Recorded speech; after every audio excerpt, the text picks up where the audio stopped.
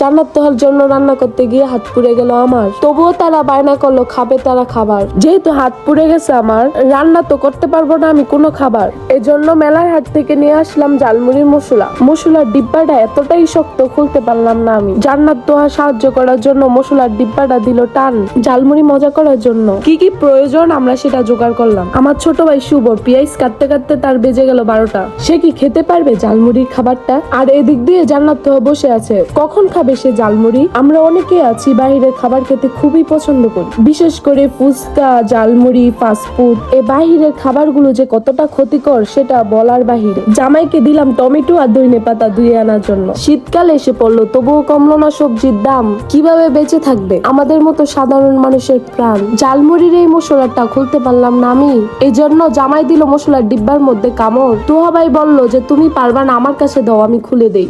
বাপরে বাবা, একটা ডিব্বা নিয়ে আমরা কত মানুষ কারাকারি করতেছে, বাট হচ্ছে তোহা কিন্তু এই ডিব্বাটা খুলে ফেললো ঝালমুড়ির মশলাটা। আমরা কিন্তু খুবই এক্সাইটেড যে এই ঝালমুড়ির মশলাটা কতটা মজা হবে। তারপর আমি মশলার ডিব্বাটা খুলে দেখলাম যে পলিথিনের ভিতরে কি আছে। তারপর আমার বউকে শুঙ্গালাম, তারপর হচ্ছে জান্নাতকে বললাম যে দেখতো কতটা সুন্দর গ্রান আসতেছে। আইরে, এই গ্রান শুনে তো আমার জিভলা পুরাই হচ্ছে কি পানি চলে আসলো। এটা মনে হচ্ছে কি বেস্ট একটা মশলা মুড়ির, কারণ হচ্ছে কি বাইরের খাবারগুলো প্রচন্ড পরিমাণে ক্ষতি হয় স্বাস্থ্যের জন্য। আর ভিউয়ার্স, এই মজাদার সুস্বাদু মুড়ির মশলাটি পেয়ে যাবেন হচ্ছে আপনারা এই ফেসবুক পেজ থেকে, যে পেজটির নাম হচ্ছে মেলার হাট।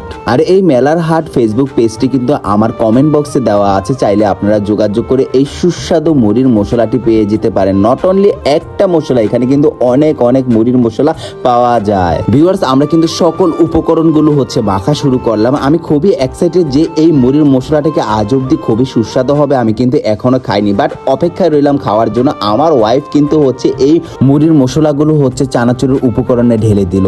আসলে একটা খাবার যদি সবাই মিলে খাই, প্রত্যেকটা খাবারই কিন্তু যদি মজা নাও থাকে তবুও কিন্তু মজা থাকে, কারণ আমরা সবাই একই সাথে খাচ্ছি। আমি খুবই খুশি হয়েছি যখন জান্নাত তোহা আমার বাসায় আসলো, আমার বউ যখন হাত পুড়ে গিয়েছে সেটা দেখার জন্য। প্রত্যেকটা জিনিসের মধ্যে হচ্ছে আমার বউ খুবই কিপটামানি করে, কারণ হচ্ছে এই মশলাগুলো একটু দিলে একটু মজা লাগে না। আমি ভাবছি যে বেশি করে এই মশলাগুলো দিলে হচ্ছে বেশি মজা লাগবে। তারপর বউকে বললাম যে বউ আর একটু মশলা দাও। তারপর কি করলাম, আমরা কিন্তু বেশি করে মশলা দিয়ে সবাই খাওয়া খাই শুরু করলাম। বাট অন্যদিকে জান্নাত আর তোহা কিন্তু হচ্ছে কি টিকটক করা নিয়ে ব্যস্ত থাকে। তবু আমি তোহাকে ডাক দিয়ে বললাম ভাই আয়, সবাই মিলে একটা খাবার খেলে কিন্তু খুবই মজা লাগে। তারপর তোহা কিন্তু চলে আসলো আমাদের সাথে খাবার অ্যাটেন্ড করার জন্য। আর হ্যাঁ ভিউয়ার্স, আপনারা কিন্তু সবাই বেশি বেশি করে দোয়া করবেন, কারণ আমার ওয়াইফ কিন্তু খুবই অসুস্থ। আর আপনারা জানেনই যে কিসের জন্য অসুস্থ, সেটা আর বলে প্রকাশ করতে পারবো না। আপনারা অবশ্যই কমেন্টে জানাবেন যে আমার ওয়াইফ কিসের জন্য অসুস্থ। সবাই ভালো থাকবেন, সুস্থ থাকবেন এবং হচ্ছে প্রতিটি মানুষকে সম্মানের চোখে দেখবেন। আল্লাহ হাফেজ।